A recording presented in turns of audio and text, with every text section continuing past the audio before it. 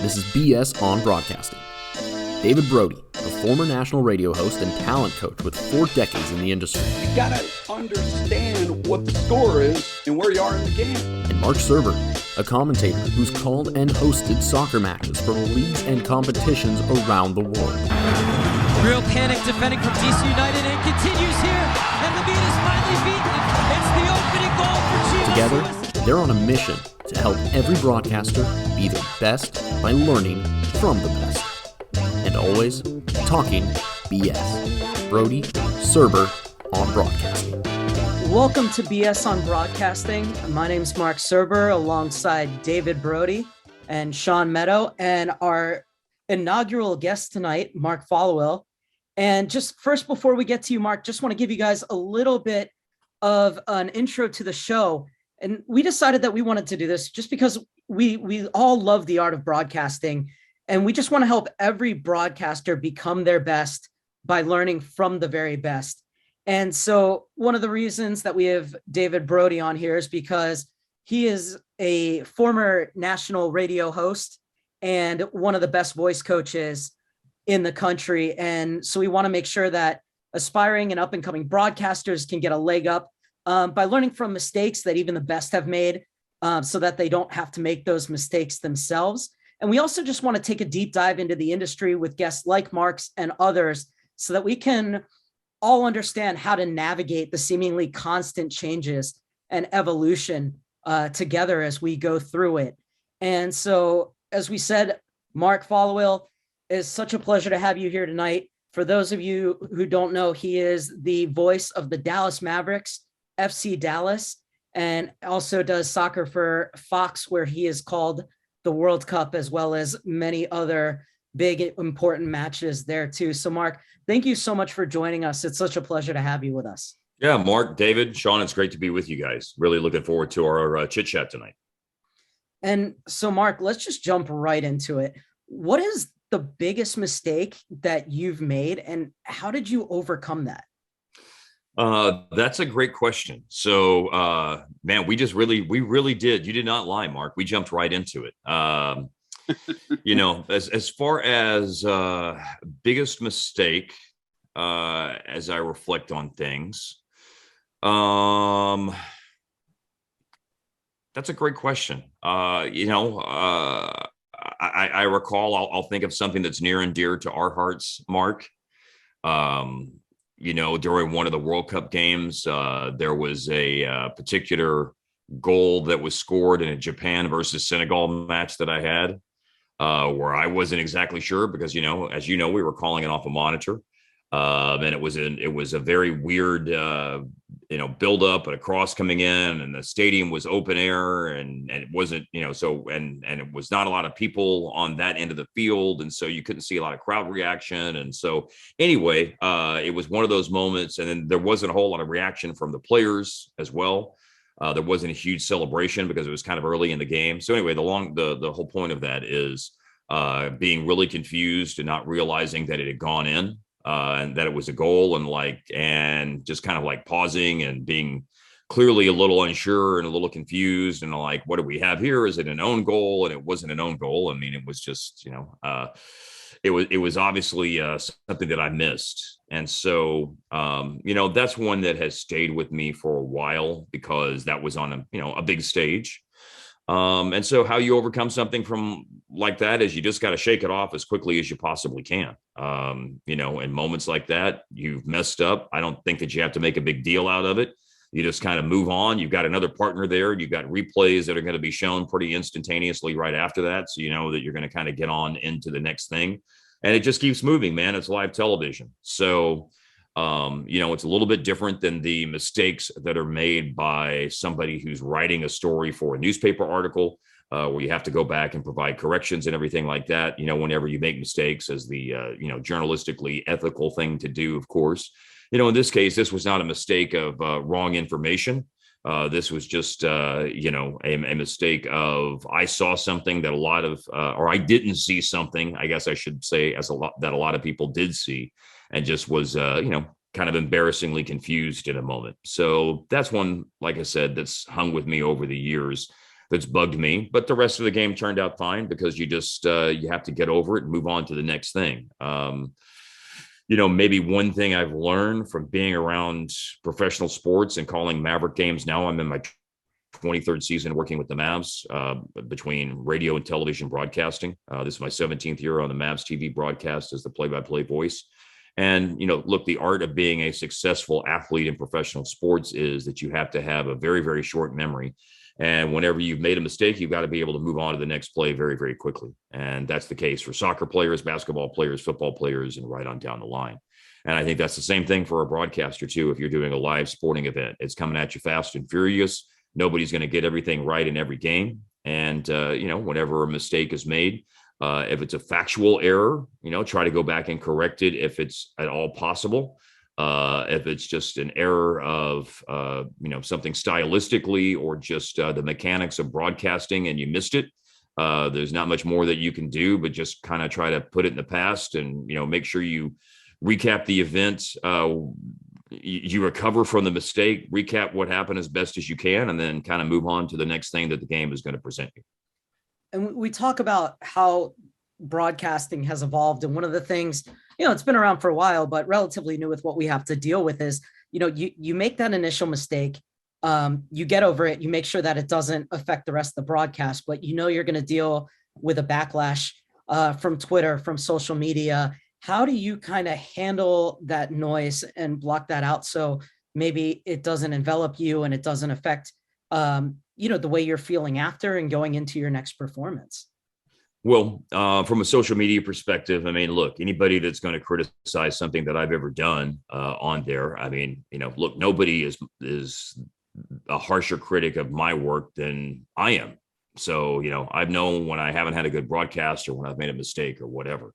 So from that perspective, social media doesn't get to me a whole lot because, like I said, I'm as hard on myself as anybody's going to be out there. I'm just not going to call myself the names that some people might call me from time to time, So look, I think the success, an important component of success in this business is that you got to have really thick skin. I think I'm not breaking any new ground there.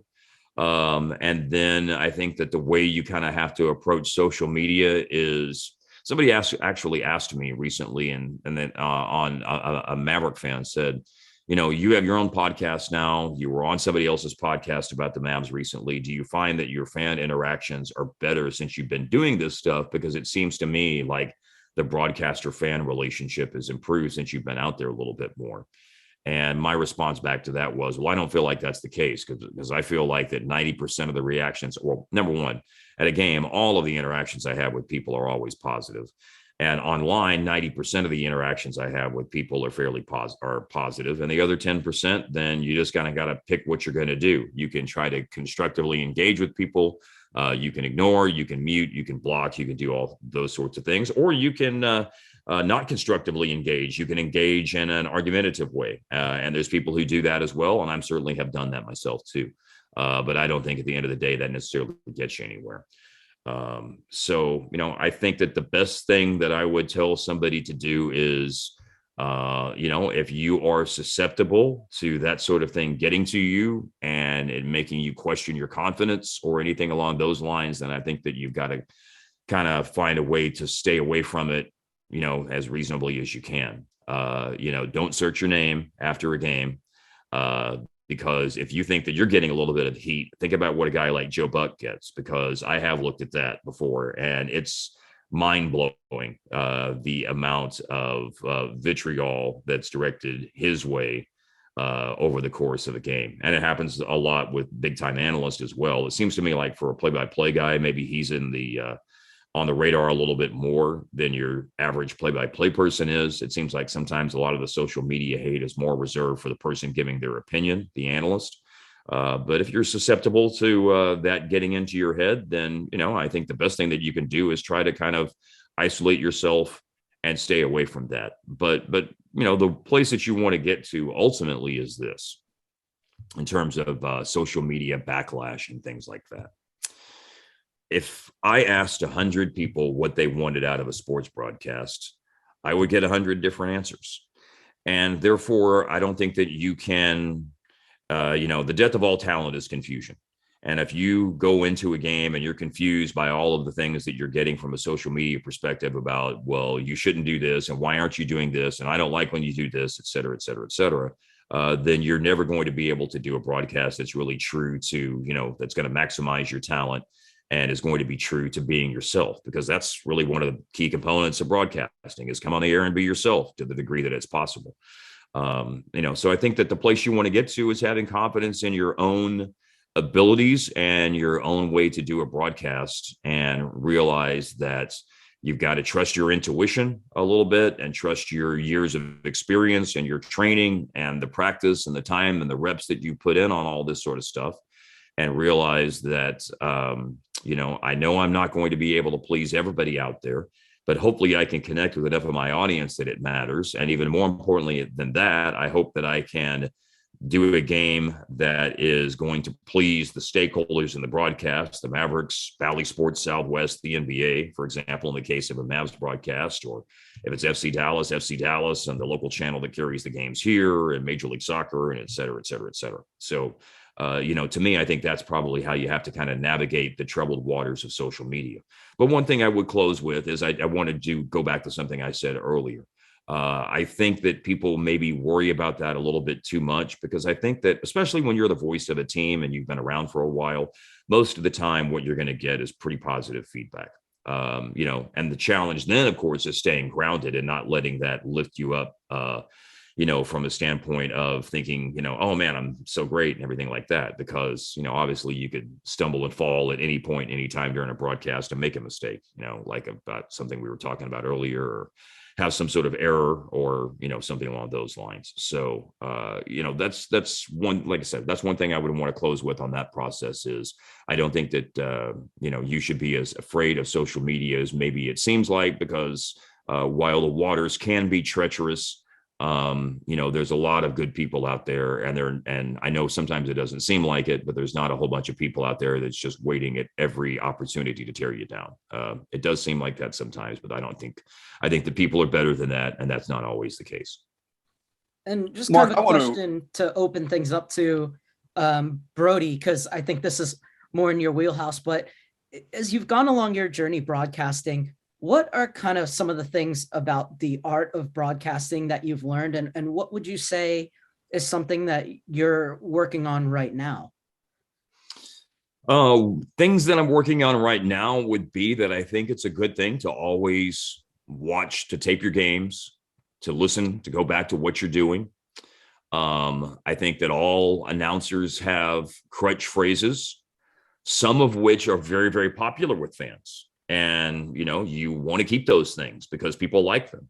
And some of them work out over time. Some of them get stale over time. So that's one of the things that I think that I'm always working on, is that how can I keep evolving and changing so I don't sound like the same guy today that was doing Maverick games in 2015, for example.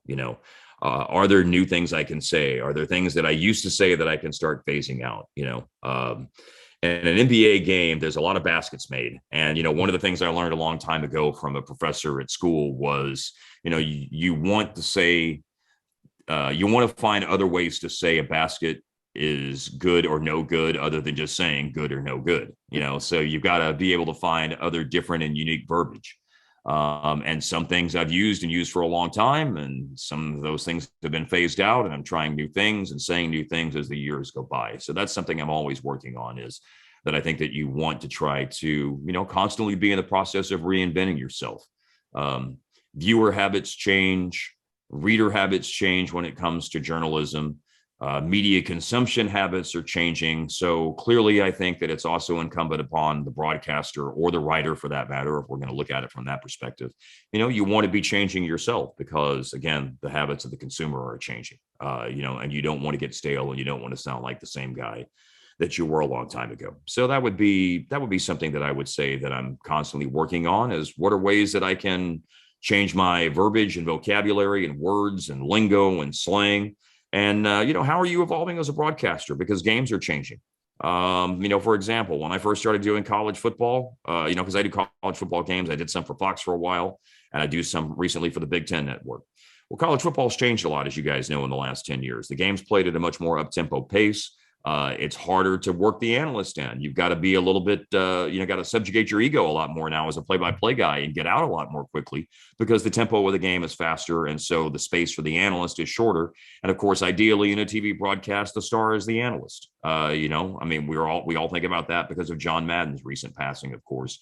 Somebody who revolutionized the art of what a sports analyst does on a television broadcast. So, you've got to also be cognizant of how the games that you're calling and how that sort of thing has changed and how that impacts what you're doing. Take soccer, for example, Mark.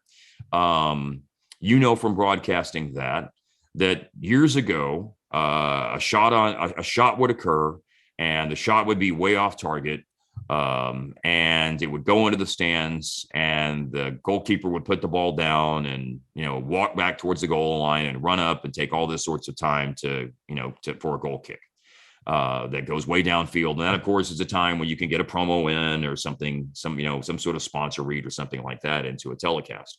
Well, now there's so much building out of the back that goes on in soccer where a goalkeeper, now you can pass the ball, within your own 18-yard box to start the build-up play out of the back. And that can result in getting the ball away in some sort of like awful error that leads to a goal for the other team. So you've got to be a lot more cognizant of that and recognize that, hey, there isn't all this dead time that there used to be when the ball went out of play behind goal and we're getting ready for a goalkeeper to, take his own sweet time getting ready for a goal kick. That's going to happen at the end of the game, of course, when you're trying to kind of nurse a lead to the finish line and protect the lead and see a game out. But in the early part of the game, goalkeepers are building out of the back now with their center backs. And so that's another thing that you've got to be aware of. Games change. The way the games are played have changed. So therefore, the way you broadcast the game has changed from mechanics of getting an analyst in more quickly in college football. And the example I gave to, like I said, how it's going to impact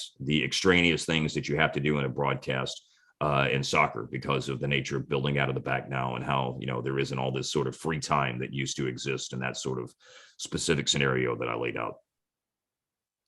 I want to give a tip for all the young broadcasters who are listening. Get Marc's voice. That is a great way to start your career. Figure a way to sound just like Marc and you will do very well. All kidding aside, I was watching an old interview not too long ago. Barry White, the legendary Barry White, was on a late night show, and I can't remember who was the host, but he said, "When did you get that voice?" And Barry White said, "I was 12. So, Marc, I ask you, when did you get that voice? My voice changed probably at about the same time. I think I kind of recall, I didn't go through... This is, I said earlier, you should be changing and you should always be updating your lingo and your vocabulary. So now I'm going to say something, of course, it's a reference to a television show in the 60s and early 70s, and that's the Brady Bunch. And I don't know how many people that will watch this podcast even know what I'm talking about. But there was an episode where Peter, the middle son, where his voice changed. His voice started cracking all the time. And he was like, what is happening right now? Oh, Peter, your voice is changing.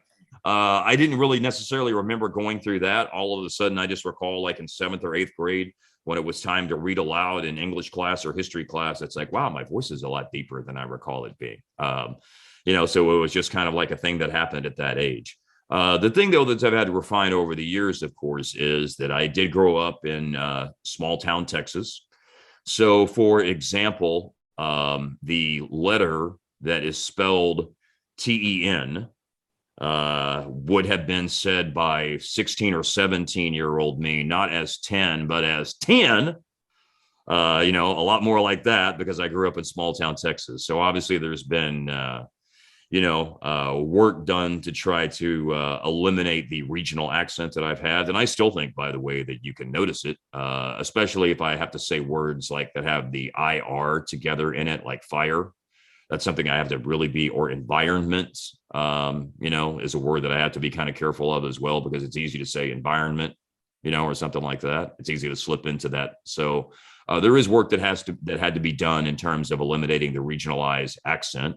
But I suppose I probably never have completely eliminated it. I suppose that the Texas twang still probably comes out from time to time over the course of a conversation, and people recognize it. But yeah, that's how it's kind of gone over the years from a voice perspective. Let me follow up with this. How do you find your natural voice? And that's one of the problems that we have with college kids. They're listening to their favorite broadcasters. And I mean, it's amazing the amount of people who come to me and I'll say, gosh, I didn't realize that Colin Cowherd has so many kids. Jerome has so many kids. Right. But how do you find the natural voice? By following the rule that we were talking about earlier, and that is being yourself. I think that you're going to have your natural voice if you're talking with somebody and talking, in a conversational tone with people, and I know that you can't necessarily, because if you want your enthusiasm, which is another point I'd love to get to later on down the line about enthusiasm in a broadcast. And so, of course, that's going to take some of the conversational tone away from what you're doing from a voice perspective. But I think that the more conversational that you are, then the more that you're going to find your natural voice, and the less that you're trying to announce to people, and the more that you're just trying to have a conversation with people and talk to people, probably is what's going to lead you to your natural voice more. I think that whenever you think about doing a television stand-up, for example, David, and there's you and an analyst and the camera. I think sometimes there's a tendency to think of the camera as this representation of all of those people out there that are watching. And I think that if you think of the camera as your best friend, your girlfriend, your mom, a random person on the street, whatever, if the camera is thought of as just a third person in a three-way conversation, then maybe that makes it a little bit easier to be conversational, which I think leads a little bit more to your natural voice. So, that would be the best advice that I give on that. And the other thing too that I would say is that, look, having a good voice and having a voice in the lower register is by no means like the golden ticket to success in this business. It's a nice thing to have, but you can have a voice that's higher pitched. And if your content is good and your energy is right and your likability factor is right, be you, and it's okay to have whatever your voice is. It's okay. I don't think that it is imperative that you have like a baritone voice or anything like that, because I would also add too, by the way, that there are problems that come with that, David. For example, I go back and listen to some of my own broadcasts and I will hear myself, and this is especially is true in television, I think. Sometimes I don't think people realize how much energy you need in a television broadcast to get it to come through the medium of television. You can sound like you're being really over the top to yourself, and it may come through as just a very normal level of energy to somebody who's sitting at home and watching on TV. And so when you have a voice in the lower register, there are a lot of times that I think during a game, God, man, I must have sounded like I was going crazy. And then I go back home and listen to it. And sometimes I think, God, it sounds like you need a freaking cup of coffee, dude, is what you need to get your energy up. When I think my energy is totally normal over the course of a game. So I do think that there are challenges to a voice, a baritone, bassy, lower register voice. By the way, someone who I think has, and somebody who people say we sound alike, when Kevin Burkhardt does a Cowboys game, I cannot tell you how many people on Twitter in Dallas start sending me tweets about, man, I didn't know you were doing NFL games. Well, guess what? I'm not. That's not me you're hearing right now. It's Kevin Burkhardt and Greg Olson. That's who's doing the game right now. So people have told me over the years that they think I sound a lot like Kevin. And one of the things I think that Kevin has mastered the art of, among many things, because he's doing national television games all the time and I'm not. But one of the things I think that he's very, very good at, and I think better than I am at for somebody who has a voice in the lower register, and that is that he's got the way to lift his energy up and still keep his voice in great control. But it's very, very clear his energy is up and he is excited and he's taken his call of a particular play in a game to the next level to make you understand this is a big moment in the game. I think he's one of the best there is at having a baritone, tenor, a baritone pitched voice. I don't want to confuse people with the word. I meant maybe timbre, not tenor is maybe the word, the more appropriate word I should be looking for. But who's got the rich timbre of a baritone voice and is able to manipulate it and use it and bring it up and down as need be. And the energy still sounds the way it should, and the voice quality still sounds the way it should. Where sometimes I get gravelly and growly, and a lot of people like that. They don't have any problem with that. Some people don't, but I never hear him sounding like that, man. His voice is always on point. As somebody who's got a lower register voice, but knows how to bring it up at the appropriate times, and his voice is in control, but he's communicating the urgent matter that's going on in the game right now with the appropriate level of energy and enthusiasm. Can we talk about the enthusiasm for a second? Because sure. My first ever lesson with David Brody, the first 15 seconds, he listened to my reel and he said I'm going to make it PG, but he said, "You get excited way too early." And I knew right then and there that I was way too up, that I was going to have to learn how to bring my enthusiasm down and how to modulate that enthusiasm from from going into excitement and building into that crescendo of excitement, not getting too high, but then being able to go down at the right moment. I also knew then and there with him saying that he was the person that I was going to work with, because right away he called it out. Mm-hmm.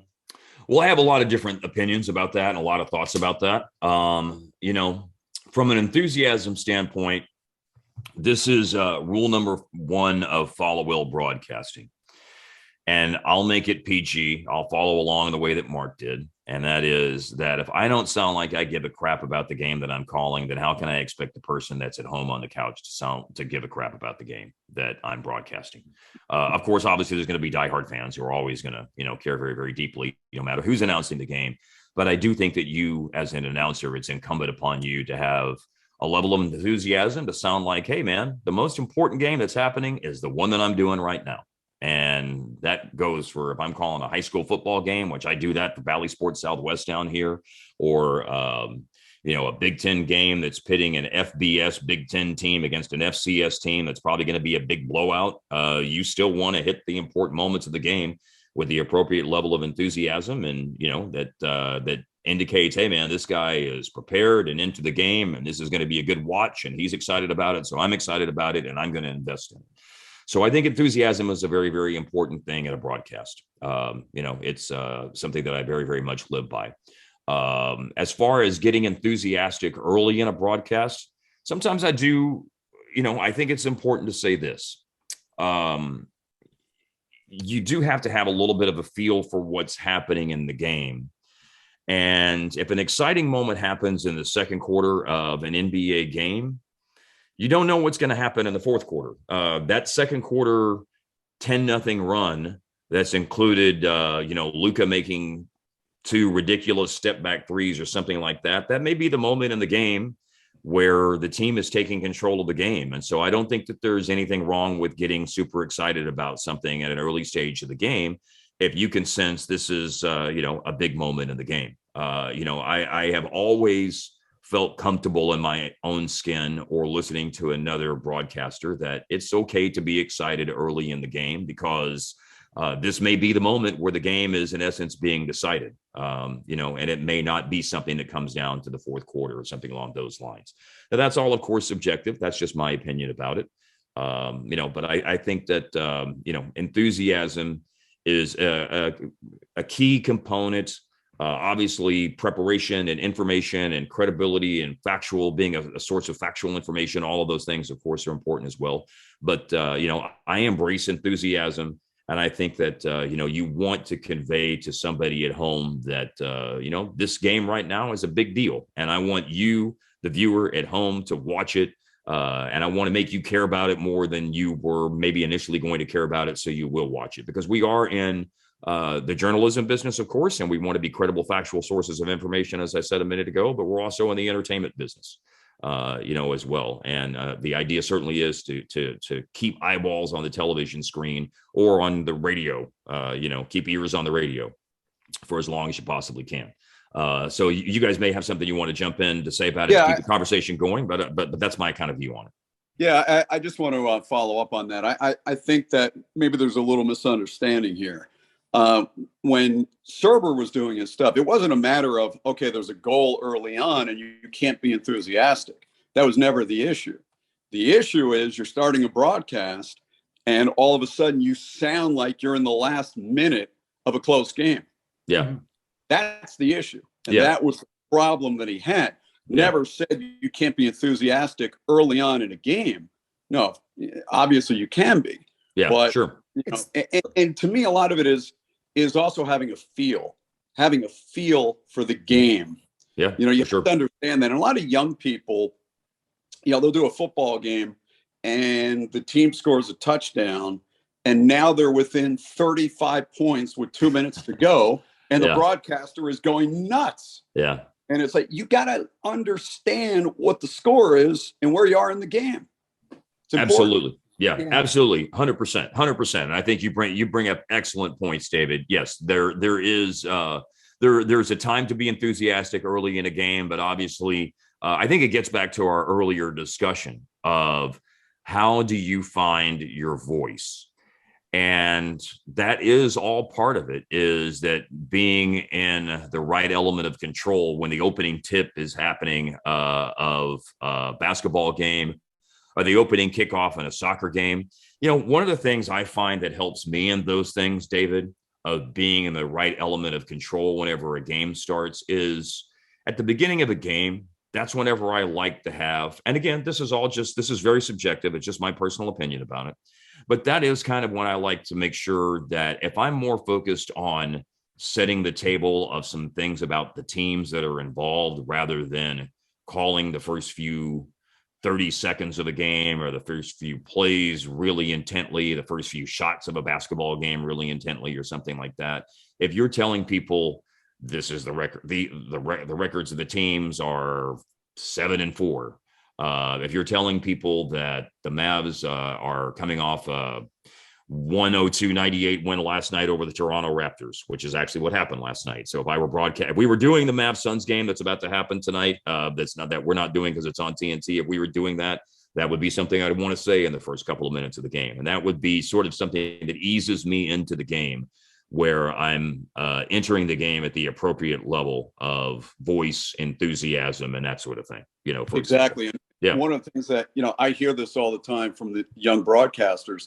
They're going to start a game and they're going ballistic. We are live at whatever stadium today.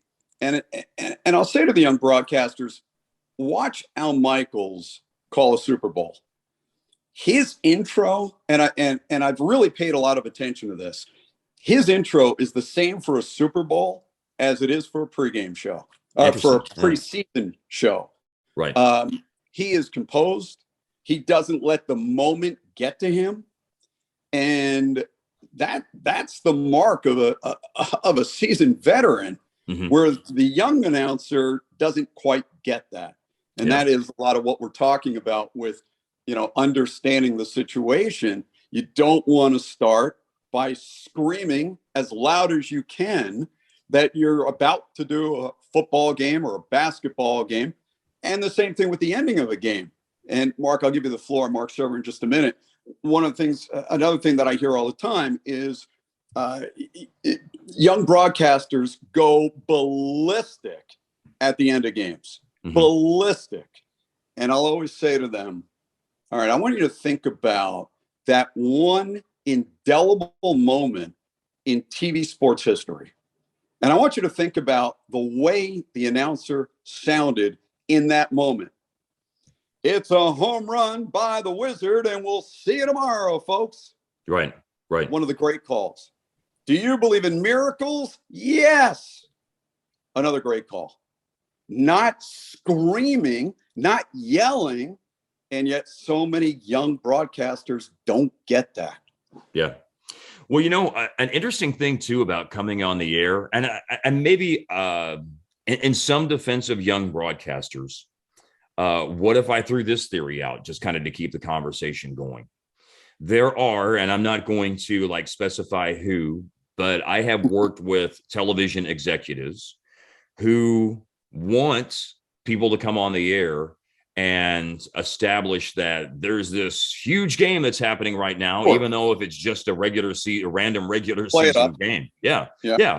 And so, to some defense of young broadcasters, and that's why that's the wonderful thing about this business. And also the frustrating thing about the business is it is so subjective.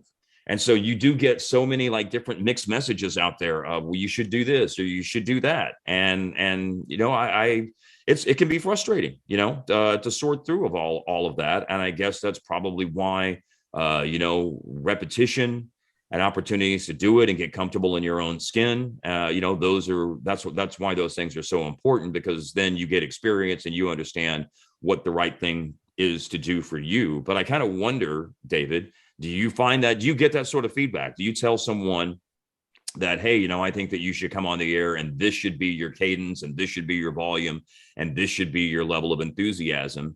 And then they say, but I've had television executives, and I promise you this has happened. I've had suits tell me that's like, well, no, I need you to be this way because I need you to communicate to people that this huge game is about to occur right now. Do you ever get that sort of feedback from people? Yeah, I mean, look, we're not in a library. And I tell the young broadcasters that, my students, we're not in a library.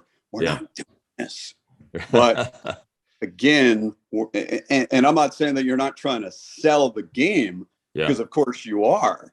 I mean, I will tell you, I heard Ian Eagle's kid when he was a senior at Syracuse. Yeah. And Great somebody school, had sent me, what's that? Great school, by the way. Yes. Pretty good. The great Noah Eagle, who's the radio voice of the Clippers now. Yep. The Clippers. Yep. And I got to tell you, Mark, I was blown away by that kid. Yeah. Blown away. He sounded like he's been doing this for 20 years as a pro.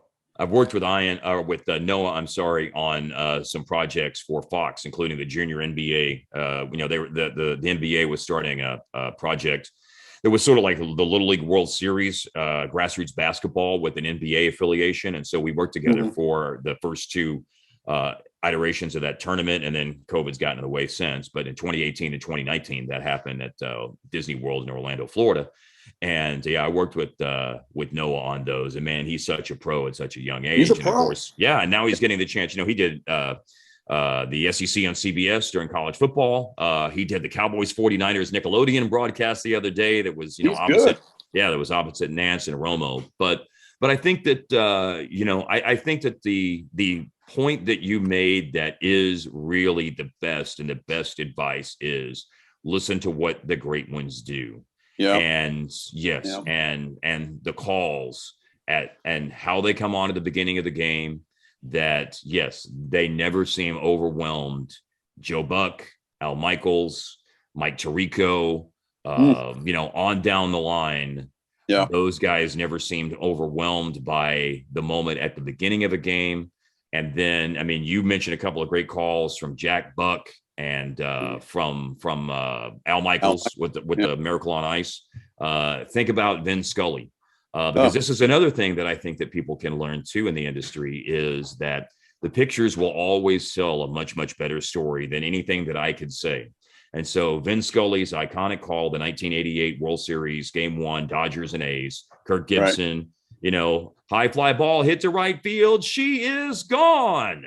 And then he didn't say a damn thing for 1 minute and 17 seconds while Kirk Gibson is rounding the bases and pumping his fist. And Joey Amalfitano is like putting his hand on his back as he's coming around third. And Kirk is like gingerly running from third base and is like protecting himself before he gets mobbed at home because he's running on 2 bad hamstrings. So it's an iconic moment. And all those, why all those visuals are there for me? Number one, I like the Dodgers a lot, and I've watched that play like 200 times in my life. But Ben's call is so iconic because he said what he said, and then he got out of the way. And so these visual moments are just indelible images that last forever about it. And so you remember all of these like different things of the visual of Kirk Gibson's home run in the 1988 World Series. I mean, that was 33 years ago now. And, over the years, obviously, that kind of, clearly has stuck with me. The memory and the visual images of that have stuck with me. And the broadcaster played a big role in that because of how he approached the call.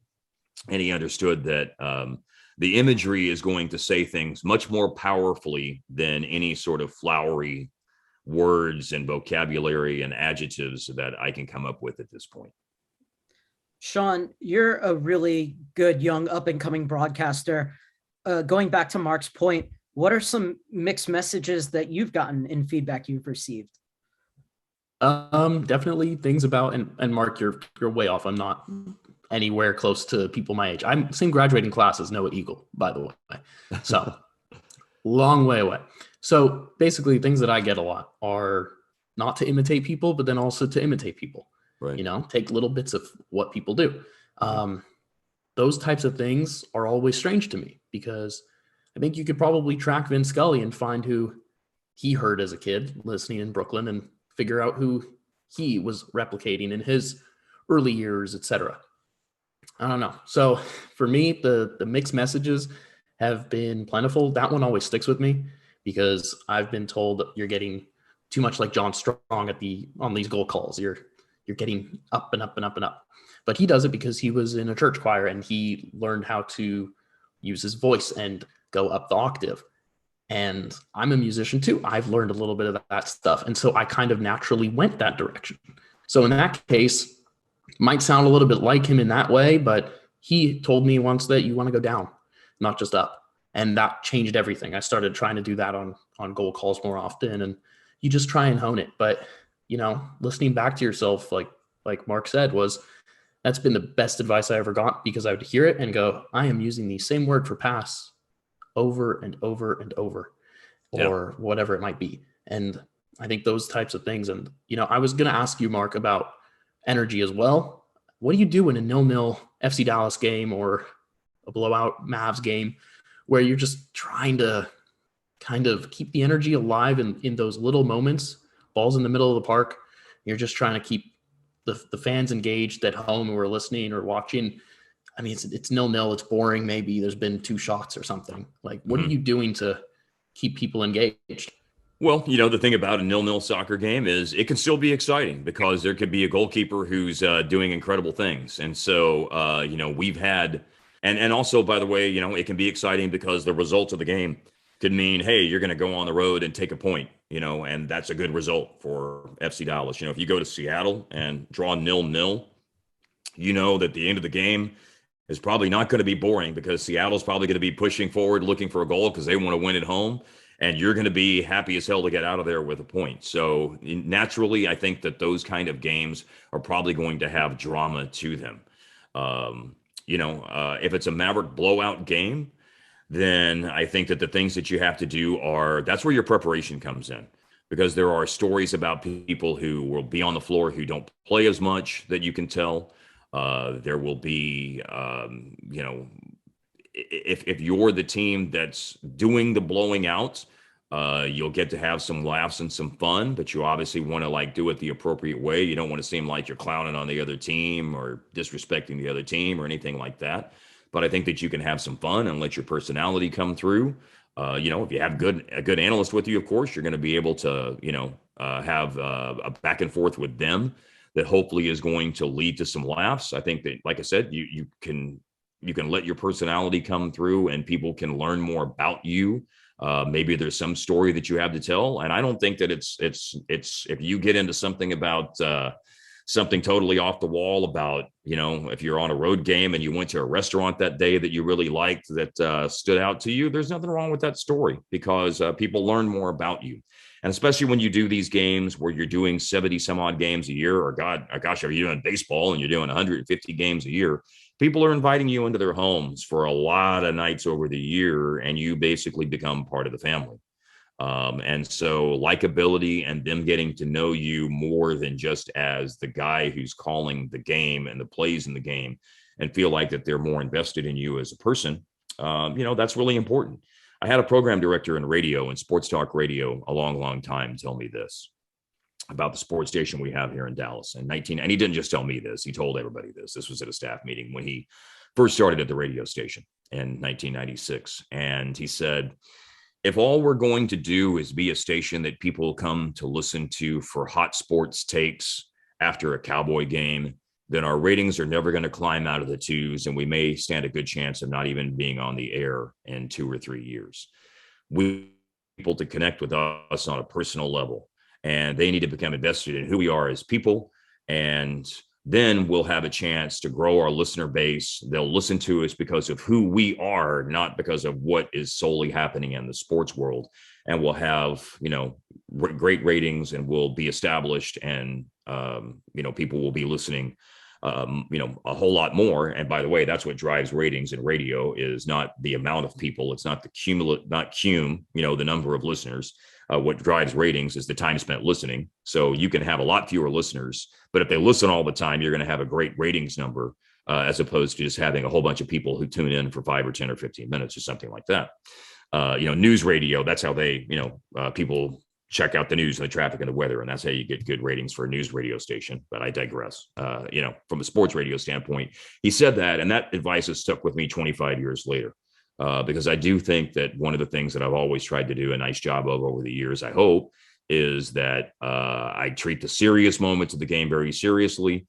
And if there are moments to relax and have a little bit of fun, and I'll make fun of myself included, and some of my the idiosyncratic nature of my personality and some of my weird little habits and things like that. I don't mind throwing myself under the bus. And I hope that is something that you can learn to do in a blowout game. And maybe that's something that's going to help people identify more with you personally. And so therefore they may watch a game because they're drawn not just to the team, but they're drawn to you. So I think that's maybe advice I would give to somebody about that's how you would approach a blowout game, because that's the kind of a time when you might be able to cultivate your personality a little bit more and connect with listeners in that way. And also the other thing too, this advice goes for all the time, and it could just so happen to be in a blowout game. LeBron James has even said this. LeBron said, I play the way that I play, and I play hard every night because I never know when that's the first night somebody's going to be watching me, or the only night in the season when somebody's bought a ticket to come to a game or whatever. And you never know when somebody's watching you for the first time, whether it's a fan, whether it's a would-be employer one day, a program director at a radio station is listening, or an executive at a TV network is watching for some random reason because they're in town on a business trip. You just never know who's going to be watching. So that's why, even though the game is a blowout, the game is still important to some degree. Obviously, like David said, you have to have the feel for what the level of importance is and what the important things are. But, you can't control what the score of the game is, but you can control what you're presenting in terms of information and personality and things like that. So long answer, like a lot of mine are, brevity is not my strong suit, and I certainly embrace that. But I also, I have a lot of advice and a lot of things to share. And I've had a lot of experience of good moments, and I've had a lot of experience of bad moments too. And, the whole goal of this is to help young broadcasters get better. So I really, really like doing that. That's why I'm in a master's degree program right now, because I'd like to put myself in a position one day to maybe be able to do a little bit of teaching on the side. And you need that, advanced degree to be able to do so at the collegiate level. So, hey, man, wind me up and let me go on all of the thoughts and all of the advice I have for people. And maybe some of it's worthwhile and maybe some of it isn't. Who knows? Well, Marcus, one of my personal favorite broadcasters. I could speak with you all night about this. So many more questions I want to get to, but in the vein of kind of passing that information along, the way we're going to end every single episode is we are going to ask 2 questions. Okay. And the first one is, if you could go back to when you were just starting out, say 16, 17-year-old, what would you tell that Mark now, or then that now? Okay. And also, what would you tell somebody, a young broadcaster who's just starting out in the business? If you could give them one tip, what would that be?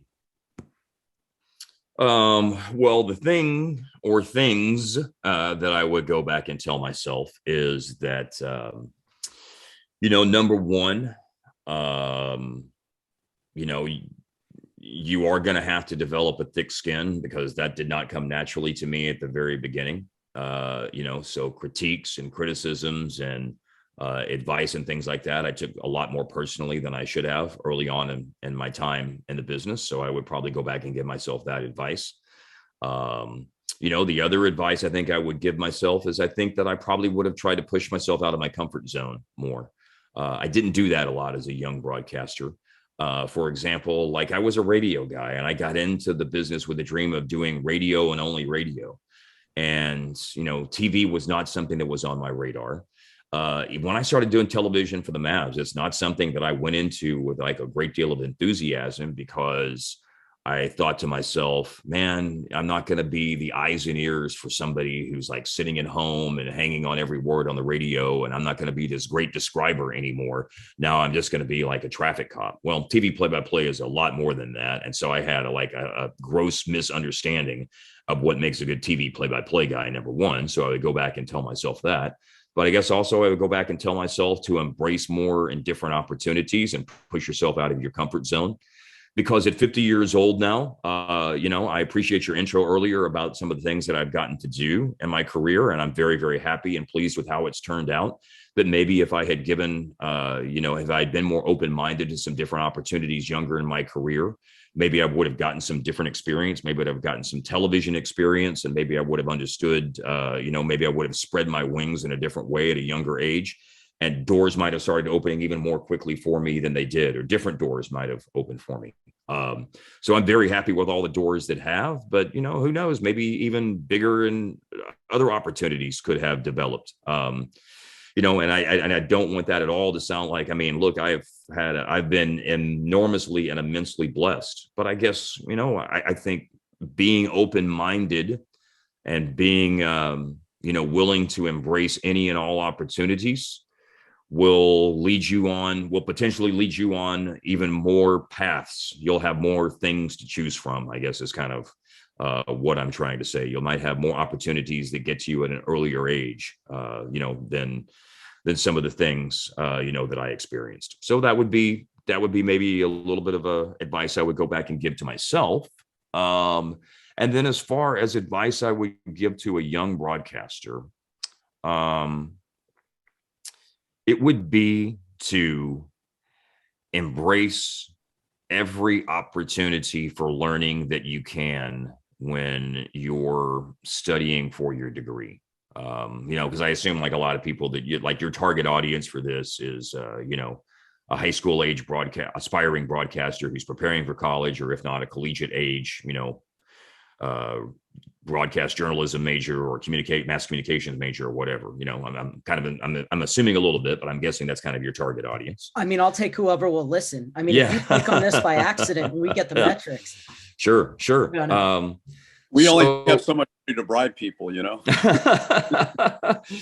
Well, so look, as somebody who left school early to pursue doing radio, and then who went back to school later in life and finished my undergraduate degree here fairly recently. And then now I got the hat on representing. And then now is in a master's degree program, engaging with classes and learning and things at this stage of my life has been so energizing and invigorating. Not to say that sometimes I don't get frustrated by it. It's like, oh my God, all this homework is piling up on me, and I also have a freaking game to do tonight. Those moments do happen, but it's been very, very rewarding.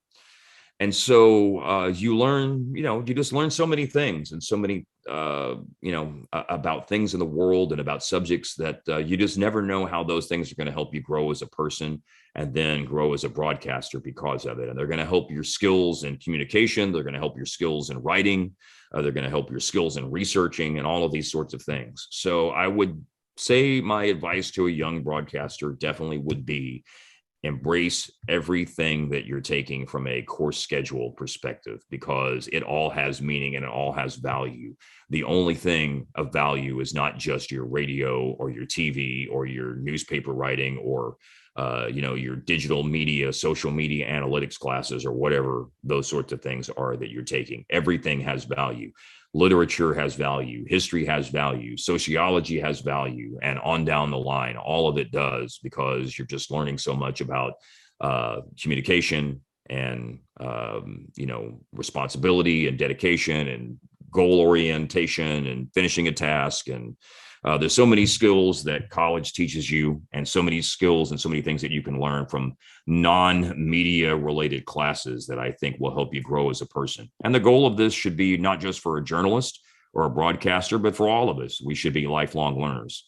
And I'm really glad that finally I've kind of reached that place at a later stage in life that it's like, damn, man, I missed out by, it all worked out in the end, but, I missed out by not embracing those things a little bit more at a young age. So I would tell myself that, and I would tell young broadcasters that especially is do as I say now, don't do as I did a long time ago, and embrace all of those things whenever you're on your academic journey, because your academic journey is a whole lot more than just learning about what you want to do in this one particular profession.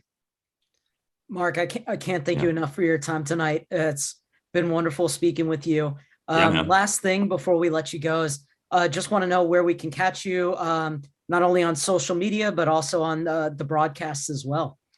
Yeah, well, Followill, at Followill is the Twitter. I Instagram at mark.followill, although my Instagram is more about where I'm eating and how fast I'm running and, where I'm hiking and going on vacation and things like that. But there's some sportsy stuff on there too, of course. So that's a couple of social media channels that I'm on. And then from a broadcast perspective, right now, these days, these are the irons that I have in the fire. Obviously, Mavericks games on Bally Sports Southwest in the Dallas-Fort Worth area. And then, of course, available if you're an NBA League Pass subscriber across the country. FC Dallas games will be starting my 11th season this year with FC Dallas. That's coming up. And, those games are broadcast locally on TXA 21 in the Dallas-Fort Worth area. But obviously, there's, ESPN Plus. For MLS fans around the country to watch our digital, the online streaming broadcast. And then beyond that, the only other thing I'm really doing these days is some Big Ten Network stuff. I did, and that's just football. So I did football games for the last couple of years for the Big Ten Network, and we'll see if that's something that continues. Hopefully so. So that's kind of where I am in terms of different various projects, and we'll see if anything else pops up. You never know. If it does, I'll be tweeting about it. So that's a place that you can kind of stay up to date on that. Awesome. And Marc Serber, Mark, I was going to say, I've heard a rumor that in addition to all those jobs, you're going to be doing a weekly podcast with us. Hey man, I'm coming on with you guys anytime, man. I enjoy it. And I love what you guys are doing. I think it's awesome. Because, the broadcast industry is in obviously some very unique times, some of which are challenging, some of which are very, very exciting. And of course, they're always evolving. And man, I think anything that you can do and what you guys are doing to help young broadcasters in terms of, advice and navigating your way through all of like Shawn was talking about, all of the mixed messages that are out there. I had a program director tell me a long time ago, David, and you've worked in radio, so you probably had a program director tell you that this at some point in time as well. There are no right or wrong answers on this. It's a very, very subjective business. I know that can be frustrating, but it also can be very, very liberating because it can also help you sort of find your own way and find your path, because the path that's worked for me and the path that's worked for David Brody and for Marc Serber and what's going to work for Shawn in the future is not necessarily the same path that's going to work for everybody. So, man, just like I said, love what you guys are doing, because I think that there's something that everybody can learn from each one of us in terms of what we're saying, because we've all had unique and different experiences that are of value to people watching. So, man, I'll come on with you guys anytime. Really, really enjoyed it. Love what you guys are doing, and wish you the most sincere best wishes for luck in terms of this endeavor moving forward. Thank you so much. And I'd like to say for the record that after I did start working with Brody, my enthusiasm did go down to the appropriate moments at the right points, went up at the right moments and went down at the right moments. So if you're a young broadcaster that is looking for advice, whether it be your enunciation, whether it be your cadence, whether it be how to build into those crescendos at the right moment, I highly suggest giving David Brody a call. And David, where can everyone find you? Right next to the gentleman who's to the right of you. He's so good. I want to just, follow this guy. No, I'm incredibly impressed with you, Mark, both as a broadcaster and a person. And this has been a phenomenal hour. Thanks so much, man. Yeah, no, Marc Serber had told me, we talked before going on and doing this. He said, this is one of the nicest guys in the business. And you and I have never spoken to one another before, and Marc Serber is absolutely right.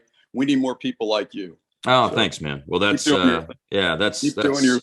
That's so nice and so thoughtful of you to say. I sincerely appreciate that, and that is a key, man. You know, that is a struggle. Gosh, I'm about to give more advice. I do think that is something that's important in the business, because what is our business at the end of the day?